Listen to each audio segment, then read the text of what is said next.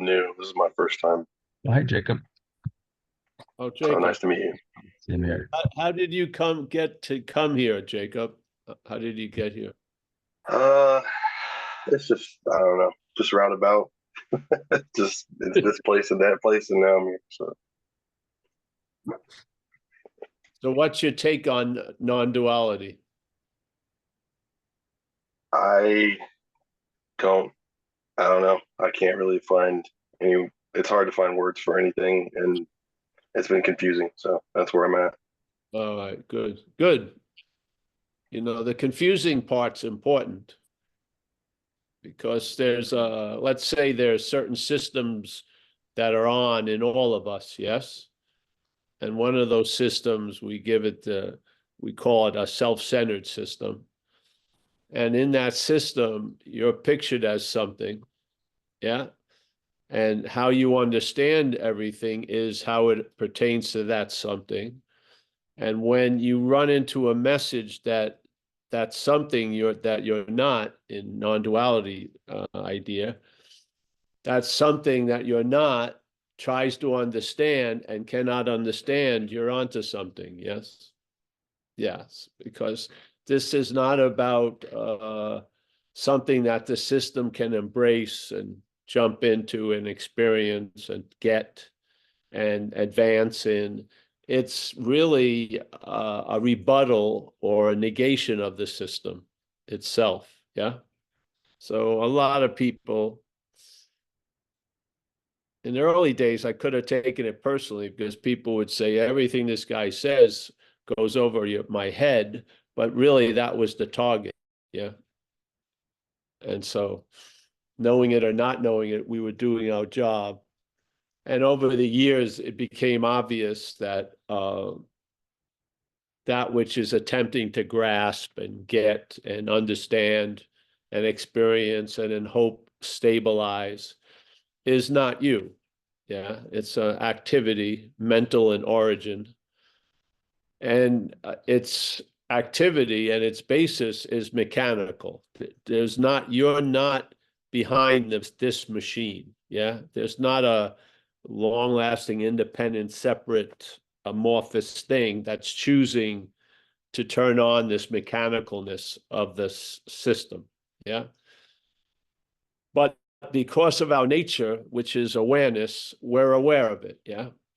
Now, that awareness of it is being used to actually reinforce the system itself instead of contradict the system. So non-duality has arisen so that awareness itself will contradict the system.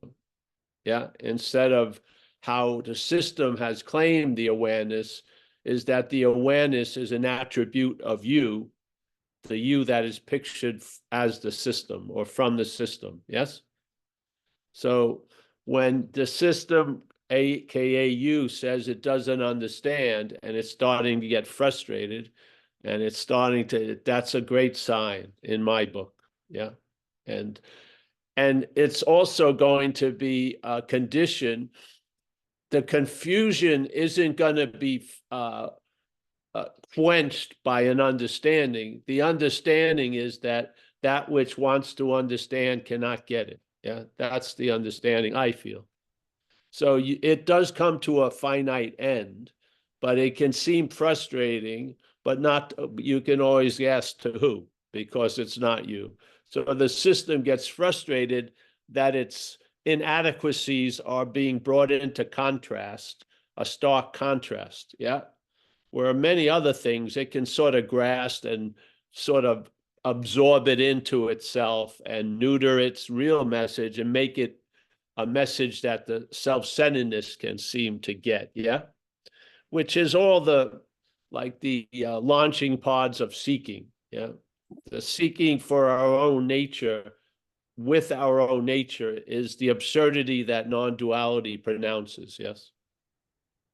So if you hear this message, it was captured beautifully by a master called Ramana Maharshi. He says, he uses the word greatest, which means, you know, in this world, that's an important statement. He says the greatest mystery is being ourselves reality, reality wanting to attain reality. Yeah. This pretty much sums up the whole underlying foundation of non-dual satsang, in a sense, I feel. Yeah. So what we're looking for is what's looking. And this idea of you is using what's looking to look for itself, which is obviously ridiculous if you hear it. Yeah.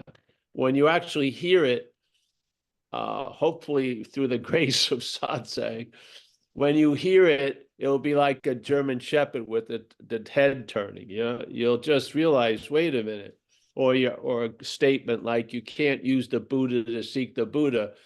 Why would anyone say that to Paul? You know, I mean, what's the point of telling Paul you can't use the Buddha to seek the Buddha? I mean, it would make no sense. It would be an added torture to Paul. And he probably, am I using the, just go off, just make it worse.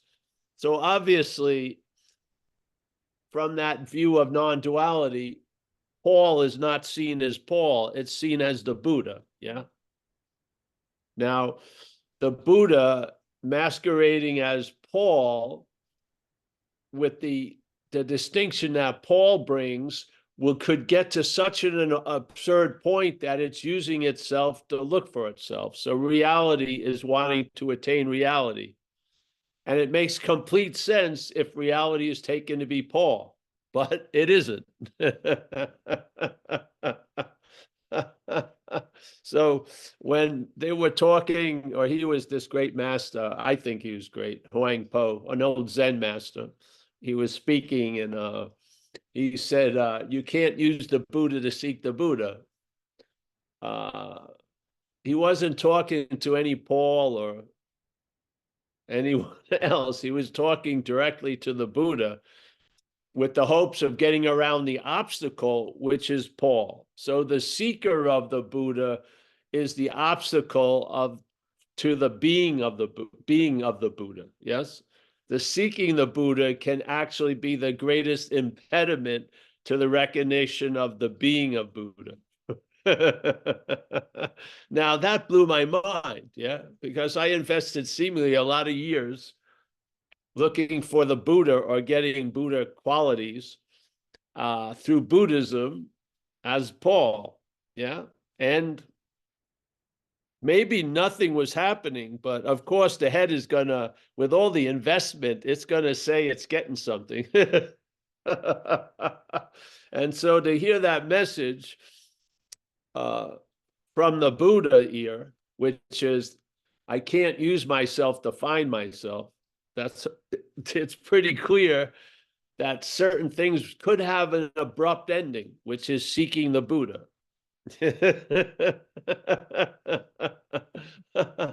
Whatever vehicle you're using, it doesn't matter.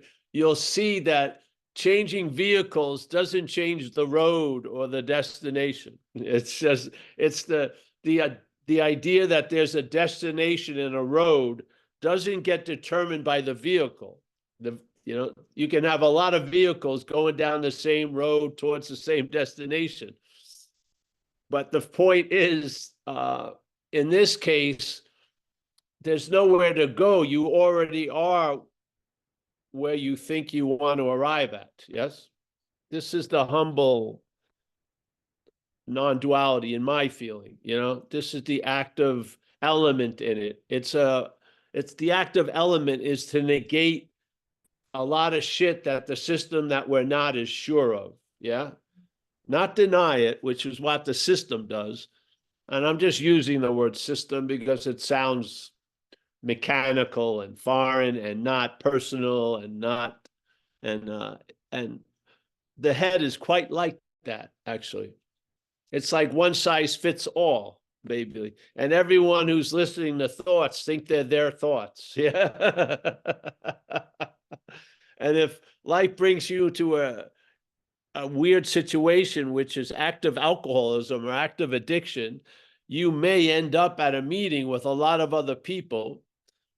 And when they share, and you're listening to people for months, They share for an hour in America, other places an hour and a half meetings. They share their feelings, their thoughts, their reactions to life.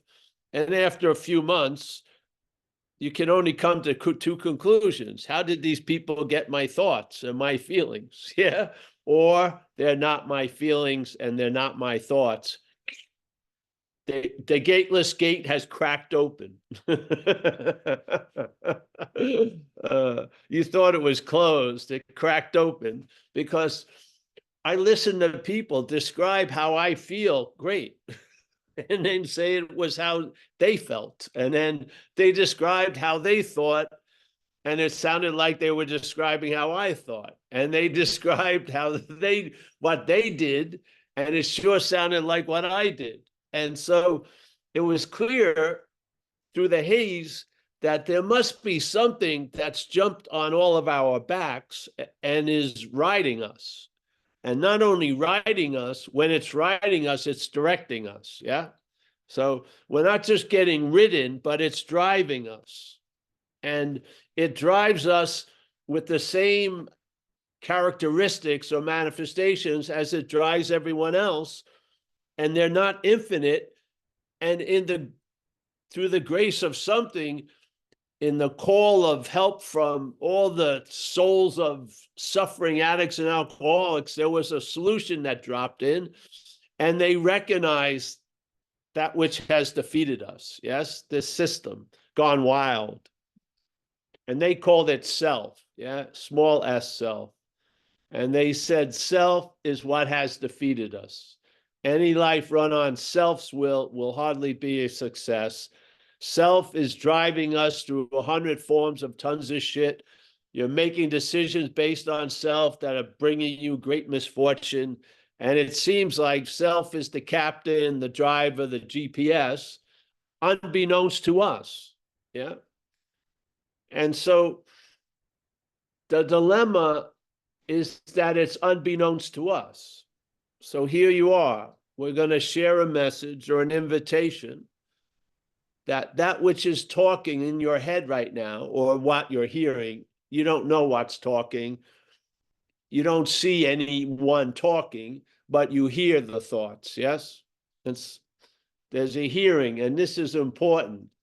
The only reality there is watching a presentation by the mental state and taking it to be so, yeah? So suddenly, a run-of-the-mill mental narrative is now taken to be a real fucking life experience. Yeah. Is it a real life experience? No. At best, it's an interpretation of dreaming. Yeah. At best, it's interpreting dreaming. Yeah. And it's so off on the dreaming, it believes the dreaming is encompassed by past and future. Yet, the only time you're ever in any dreaming is now. Yeah. Yet there's dreaming of past and future, especially in the awake dream. At night, there's a little more possibility of going non-linear, but definitely during the day, the wake dream, it seems to be there was a yesterday, I'm in something called today, and I'm thinking a lot about what my condition is going to be tomorrow. Yeah. This is the bondage of self, and it's one of the biggest weighted part of the chain is time. Yeah, the self and the mental activity loves to dwell in time at the expense of this moment. Really, it uses this moment to dwell in time. Yeah. So if you really wanted to know someone or some foreign system or any system's intention, you could find it out very quickly if the intention of this system that's appearing now is not to be here now, because it thinks a lot about yesterday and tomorrow, doesn't it? Do you feel like you think about yesterday and tomorrow? Do I wake up and have an agenda? I'm going to think about yesterday or 4 years ago? No, I don't. I have a lot of unwelcome guests coming into the head seemingly all freaking day. And some of them don't want to leave. And then when they leave, they come back. And it's just like, I seem to be in a dilemma of powerlessness. Yeah. I don't want to wake up 2 a.m. thinking. Yeah. What's one to do? Well, a lot of people are driven to drug use, alcohol use. Then they realize the futility of that on some level. Then they go into spirituality. And it's just in the same thing. It's basically the same drive that can become an addictive expression, just clothed in different clothing. I see drug addiction in a much rawer state than spiritual addiction, but they're both avenues of an expression of a mental addiction. Yeah. I believed when I came out of the drug addiction that spirituality was exempt from that addictive nature. I was wrong. Yeah. I was wrong, like many other things I was wrong. So when I was introduced to spiritual groups, I could see spiritual addiction going. Yeah. And they don't have interventions. Yeah. No one's going to say you shouldn't sign up for the 50th retreat. They're probably going to take your down payment and let you come and shit like that. And at that point, it may be a huge disservice to you to go to another fucking retreat. Yeah. So at least in addiction, someone's going to intervene, the cops or something, or you're going to get run over by a car or some shit. There's going to be a lot of possibilities of getting off that bus. You may not, but at least, but the spirituality is like a drip, drip, drip, drip, drip. Yeah, yes. So this is the message. The message is you may be taking yourself to be something other than what you are.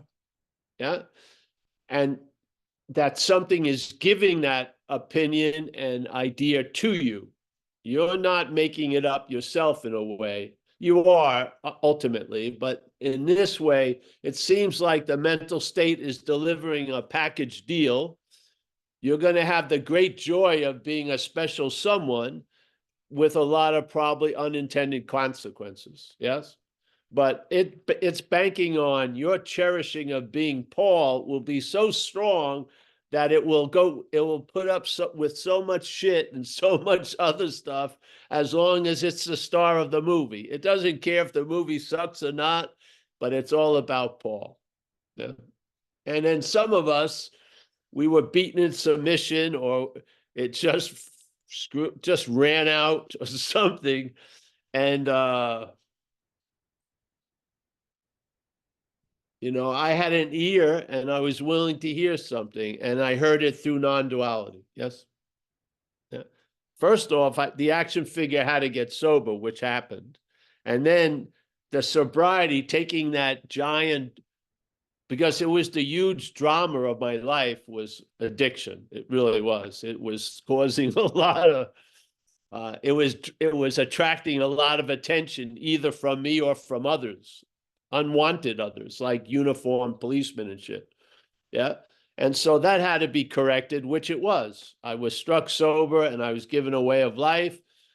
The action figure, the winds and the ocean of the action figures, got calmer.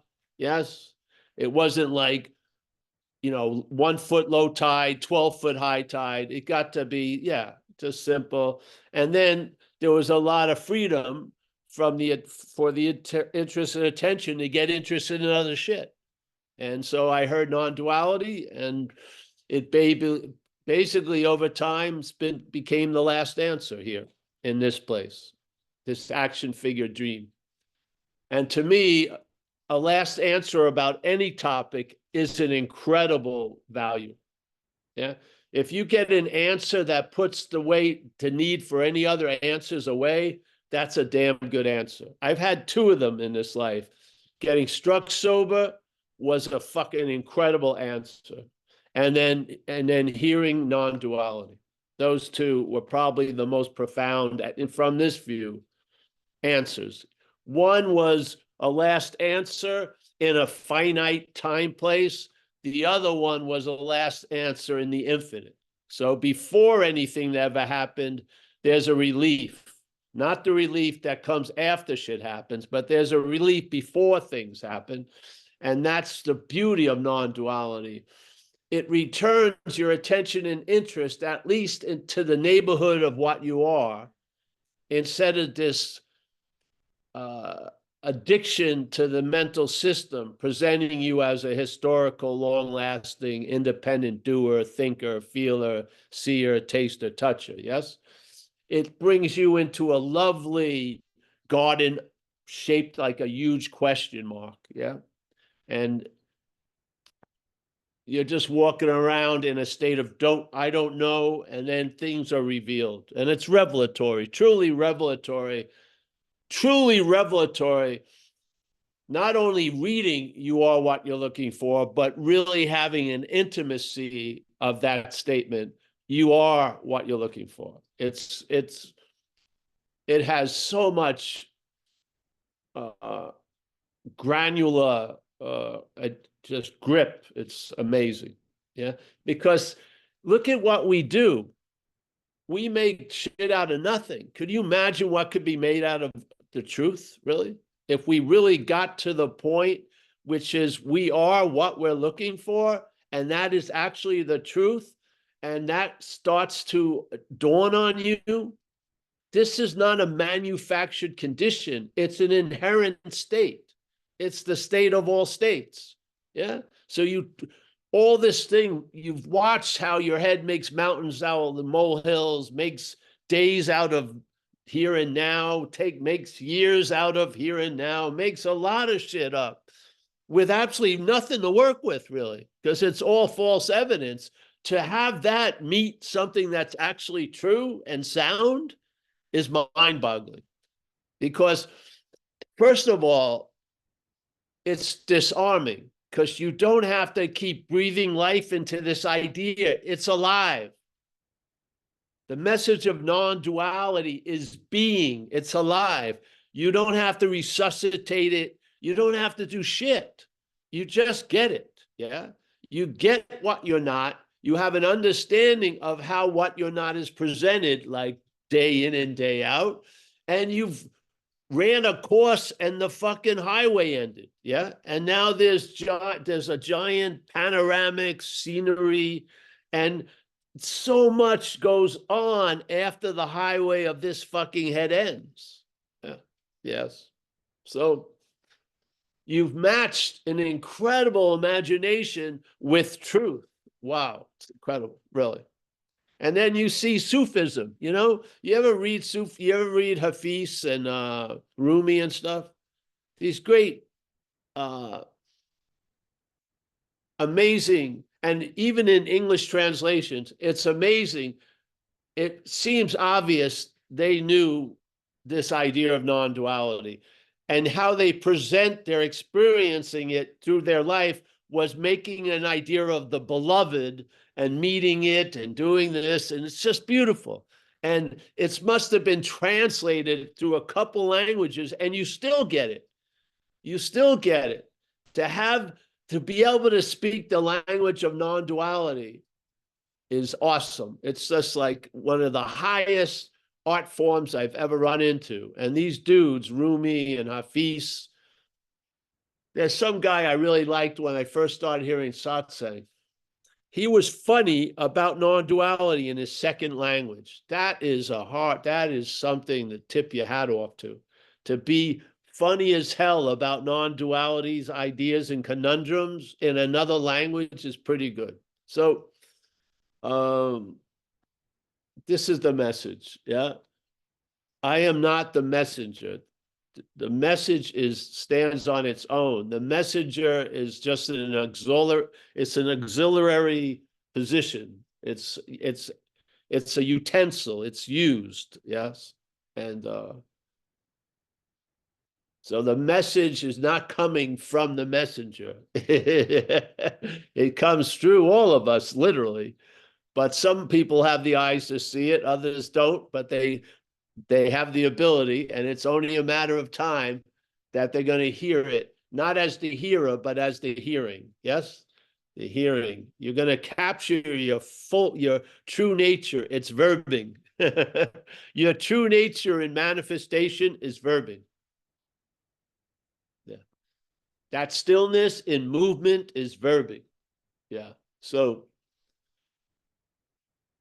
just to break it, just the first thing, the mental state claims what the conscious condition brings about. Yes? So you're awake to what? You're awake to contact through 5 gates: hearing, feeling, tasting, touching. And in Buddhism, they say the head is a 6th gate. So you're being introduced to thoughts and ideas and things like that. Yeah. Okay. Conscious contact. After the conscious contact, time starts, and that's when the mental process arises. The mental process claims what's happening. To claim, and by claiming what's happening, it uses it to imply there's a someone that's doing it or is being done to by it. Yes? So now, claiming the verbing, it arrives at a made-up noun. Noun. Yeah? So if you see this, first there's seeing, hearing, feeling, tasting, touching. Watch it in time. The first recognition you have is not as the seer. The first recognition is seeing, hearing, feeling, tasting, touching. Yep. Okay. Then the mental state claims that and says that there's a seer, hearer, feeler, taster, toucher. So it's built out of the claiming of the verbing, this idea of a noun. Yeah. So in time, it's after the claiming of the verbing. And this is the magic trick. The head presupposes the noun before the verbing. So now you think you're the seer. You think you're the hearer. You think you're the feeler, the taster, the toucher, the doer, the non-doer, the winner, the loser. Yes? So the whole interpretation is about a noun that's doing or being done to by all these verbs of life. Yeah? It's completely off. There's verbing, and then the head made up an idea of a noun. Yeah.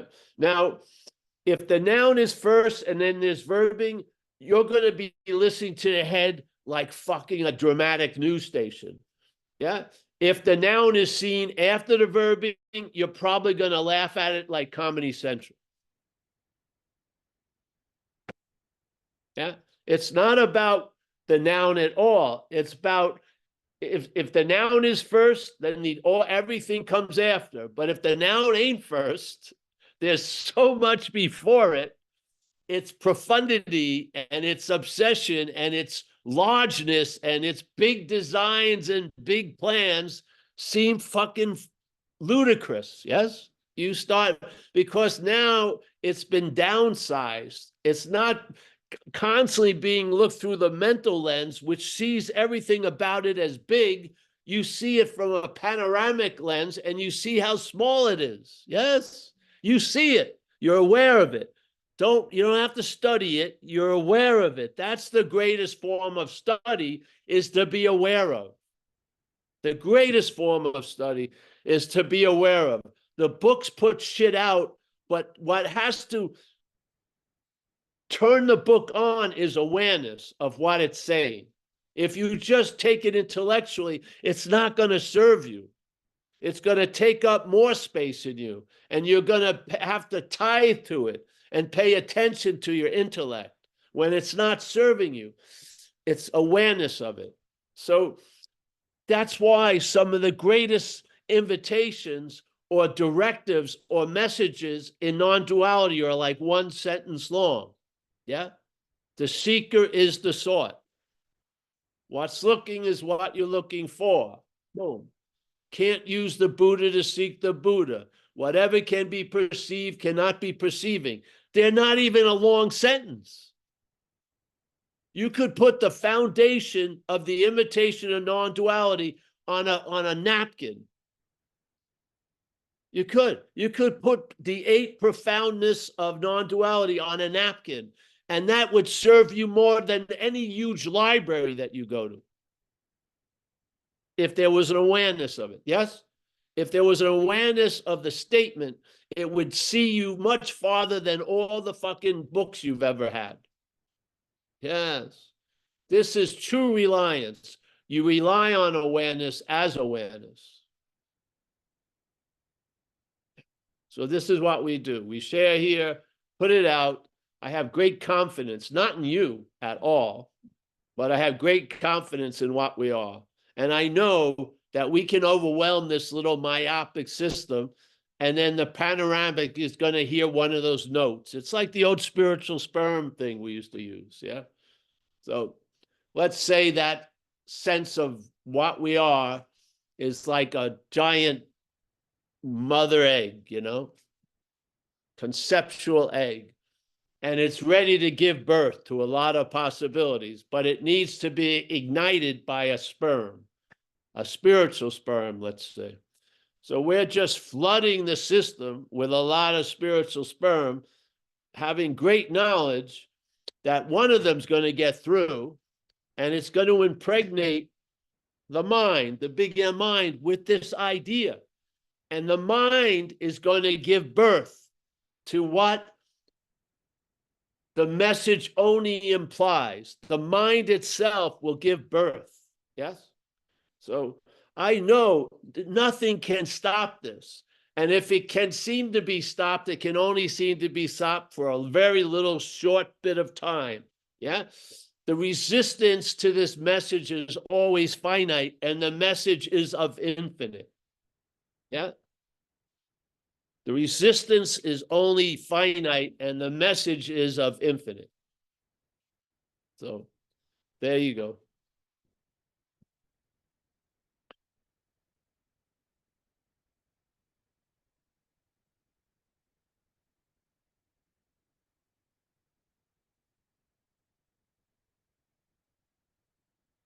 All right, Mike, that's it. Okay, anybody want to raise their Say hand? goodbye.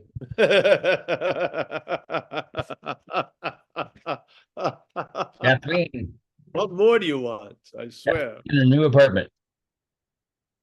Huh? Oh, Kathleen in your new apartment. I'd rather take, why don't you show us your apartment instead Yeah, of asking questions? Interior design questions. Oh, good. Okay. Let's see. I will do that, but I also, how about if I just walk around my apartment and ask you my question at the same time? All right. My question is, This do is you Kathleen. realize it was about a year and a half ago? It's kind of dark in here. Oh, I no, don't we have that many lamps yet. got a lot of pillows. I have a lot of cushy Oh, yeah. furniture. Wow. Can you see it? I can't Yes. tell what you see. I can see the couch and everything. Okay, you can see my Yeah. mess. I have a lot of mess yet. I'm not exactly cleaned up yet. I'm still finding a place for everything. So it's a lot of mess. Oh, great. But it was a year and a half ago about that, Paul, when I think around that time, I was saying to you, I'm so confused. Yes. I don't know. I'm so confused. But then I said, but I'm happily confused. Yep, I Do you remember. remember? Yes. I'm so confused. I don't understand what's going on. I don't understand anything, but it's okay with me. It's no big problem. Yeah. And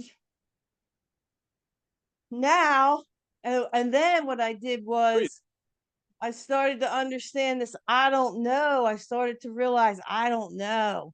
And I started to recognize it with every thought that came into my head.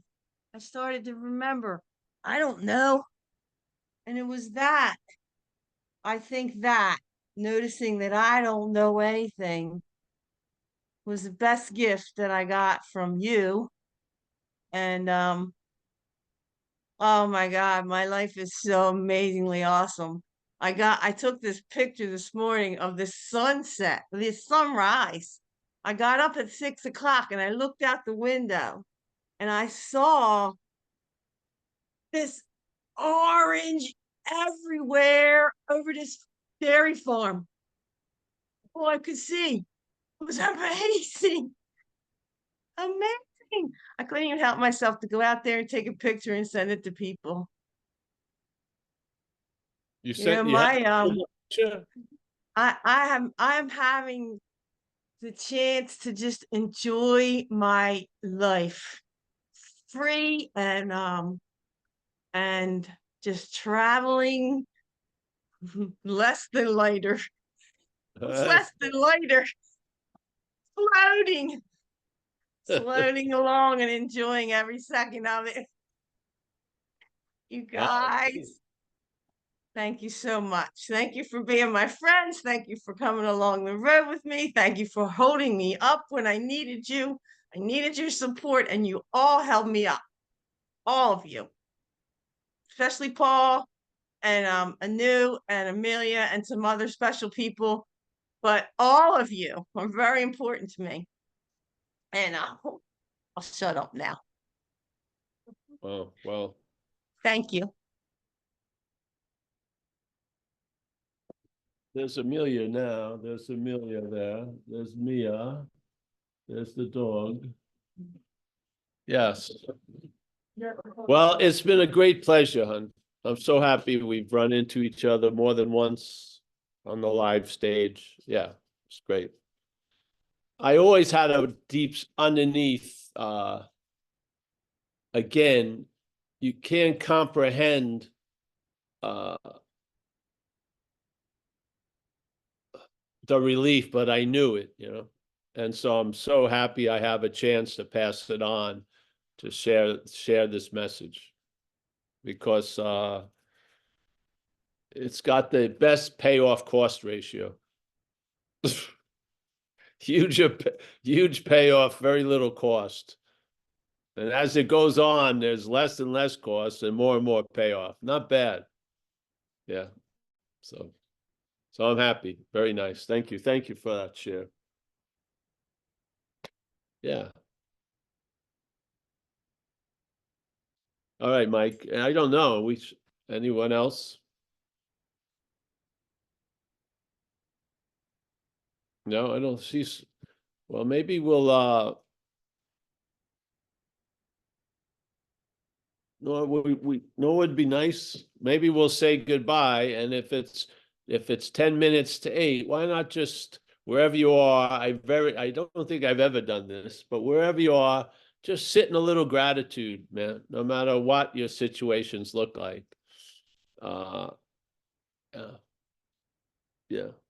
So that's definitely going to trigger a question.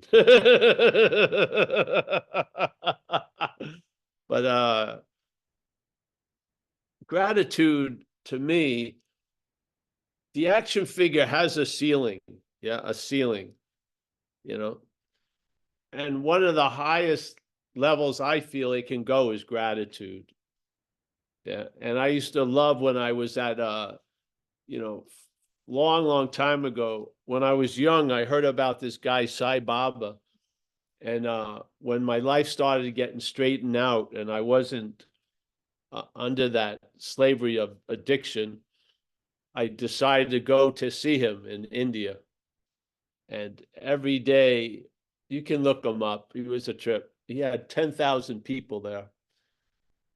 It's a place called Puttaparthi. And he had it was covered, but an open air, giant place. And he would walk through the people there 7:30 every morning and 5:30.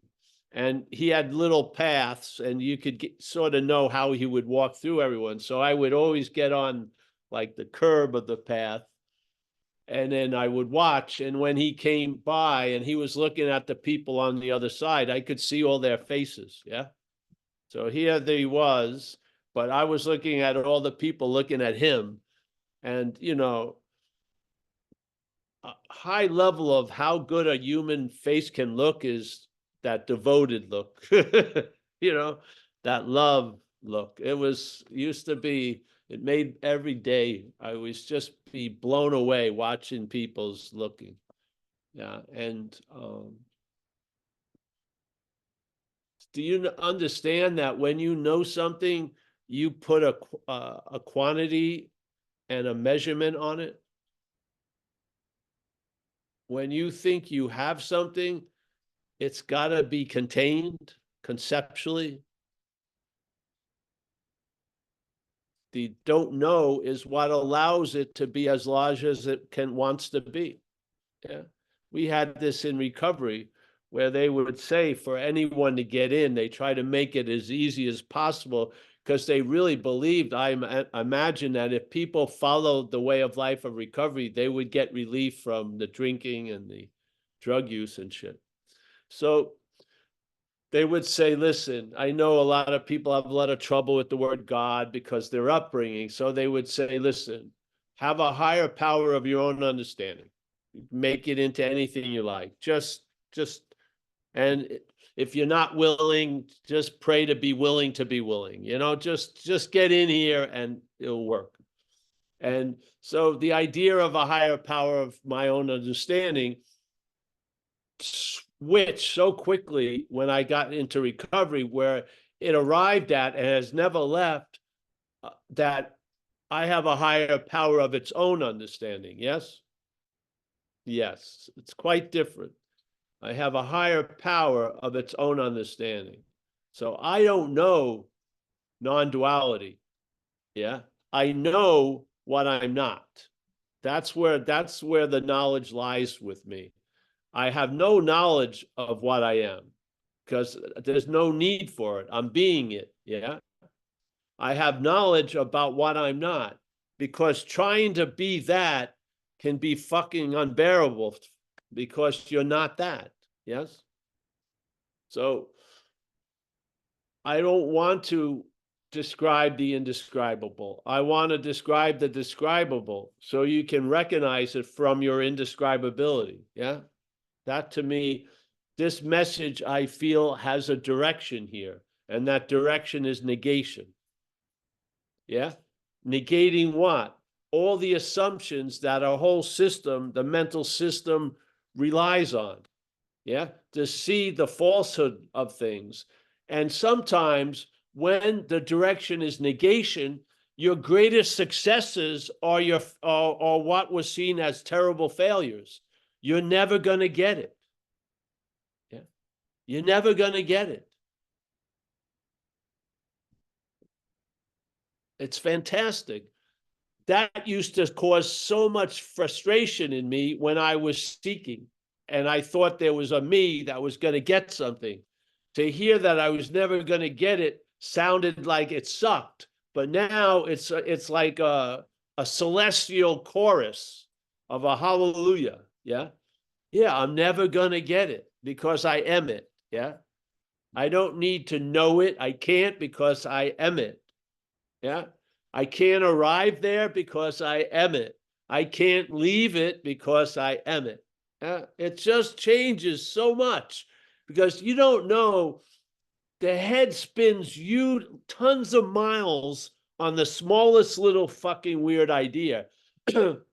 Non-duality cuts all of its umbilical cords. It does. And you see the emperor with no clothes. You see it. You see it. You see all of its plans of you arriving there later, you fulfilling all the requirements that shift like sand every other day. And then when you fulfill the requirements, you'll be able to receive it.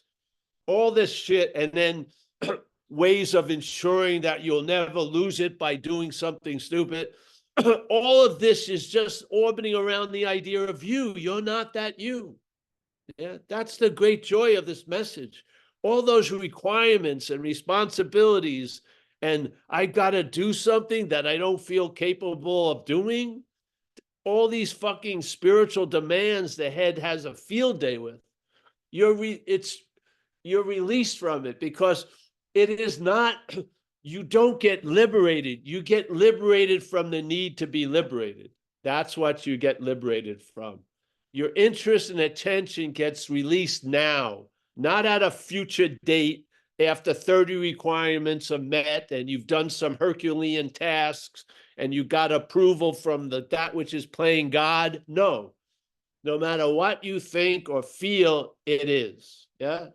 You are awake. That is your nature. You can seem to be awake to that, or you can seem to be asleep to that.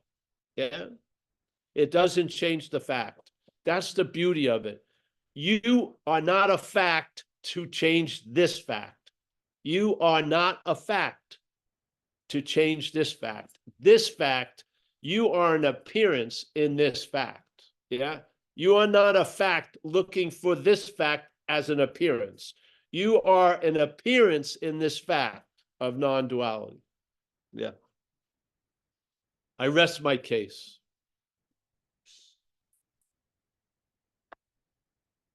I do. I rest my case. I'm disarmed. Yeah. You run into so many walls as the action figure. Yeah. Because it's defined. It's not a long range rocket. It has maybe, it can go up 4 miles. Yes. It doesn't, nothing stabilizes because it's volatile. It burps one way, it coughs another way. Yeah. You're going to run into frustration, not knowing a lot. Those are great signposts, man. Put down your knapsack and just sit. Sit there at your own finiteness, and then you'll see it from the infinite. Yeah. Sit there for your inability, innocent as hell, inability to grok and understand shit that's over your head. Yeah. You don't have to argue with it anymore. You're outmatched. Hallelujah. Yeah. It was not your calling.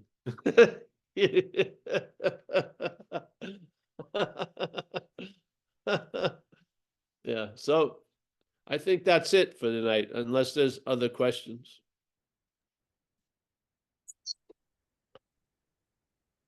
Kathleen, we're going out on a high note. Your share. Thank you. Yeah. Dana, as always, I'm happy to see you. Yeah. Jacob, nice to meet you, my friend. Steve, San Diego, as always. David, from down under. He just he disappeared finally. We got, who else do we have here? I can't see this guy's name. Let's see. Oh, this is, I don't know. I think it's Matt, or is it Eric Platt or someone? I got a big thing blocking it. I know who this is. This is Michael, Mike C. He's one of the vertebrae of the backbone of Zen Bitch. He's down in the lumbar. He's holding everything together. Yeah. Yeah. Rick Rowe, always nice to see you, Rick. Man, we're enthused, a lot of us, eh? We're filled. It's nice. Very nice. David B. The pleasure to have met David. Spent time with him. Sherry, as always, just saw her this last weekend. Lynn D. The cloud, to me, it's always moving out of the square. I like that. We got Mike G, Dennis W, John, our man in Maine, Rico Cruz, Frank, Tucson. He's definitely got the mayonnaise. That's nice. Yeah, man. Yeah. So, thank you. I just want to say thank you, Paul. Oh, you're welcome. You know, I wake up in the morning grateful because as soon as my eyes open, I know that's consciousness, and that's where I need to be, and I need to pay attention to that. Not what goes on in my head. So I'm going to say thank you for that. Oh, you're welcome. Yes. You might as yes, you might as well pay attention to what you are as a moving event instead of this fucking Story. block of stone called Paul. Yes. All right. Alan. Oh, nice to see you, Alan. I was so happy to meet Alan in Sicily under some bad circumstances, but what can you say? Alan and his wife. It's a pleasure. Zoom user, nice to see you. Susan H, always a pleasure to see Susan. John K, as always. Say hello to your friend. What's his name? Nathan yesterday? Nathan? Yeah, all right. Susanna W. Susanna and I have known each other a long time. Very, always felt very strongly supported by Susanna. I hope she felt the same. Jeff, nice to see you, Jeff. Floyd. Hey?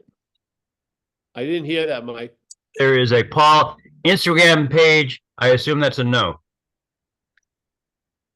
Yeah, I don't know even much about Instagram. Yeah, we're behind the times on that, Floyd. Sorry. Instagram, the infinite scroll, is that it? No, that's The photo things with captions. And videos.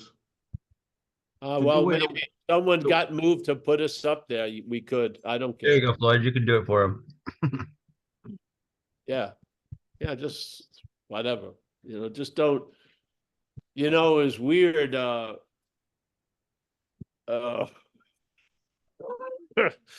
When we first took the name Zen Bitch Slap,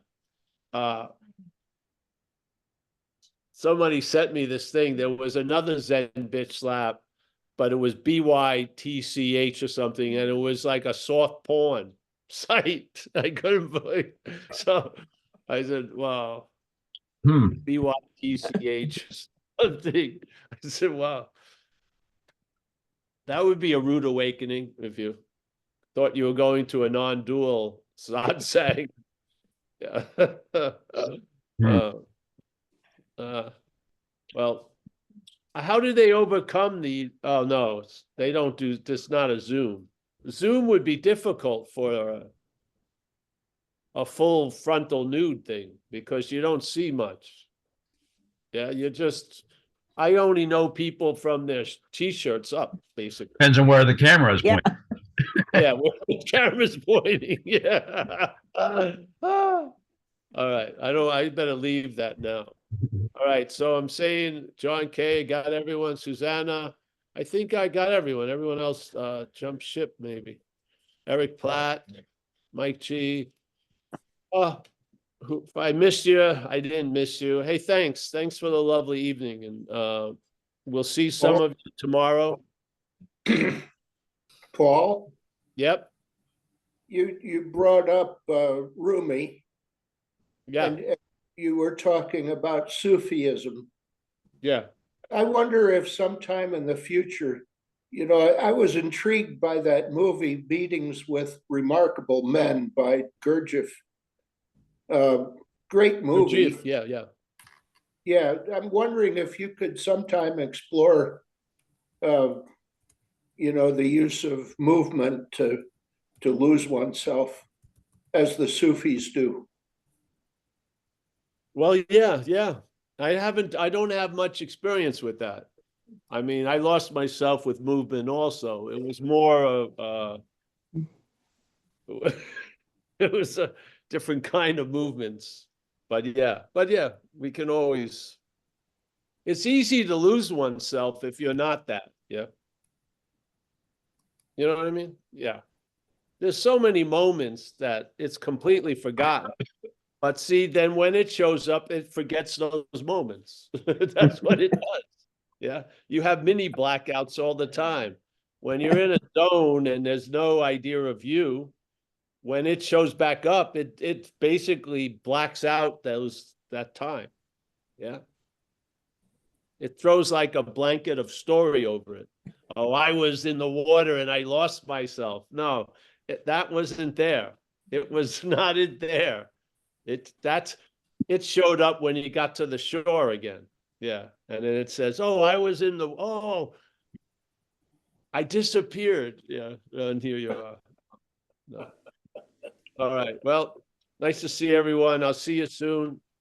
Everything I think is up. Mike will put up the next thing on Saturday, the January 20th thing in Temecula.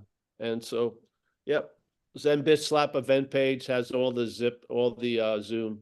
I'll see you Saturday. No, tomorrow is recovery. Yeah, recovery. I'll see some people tomorrow. Bye-bye.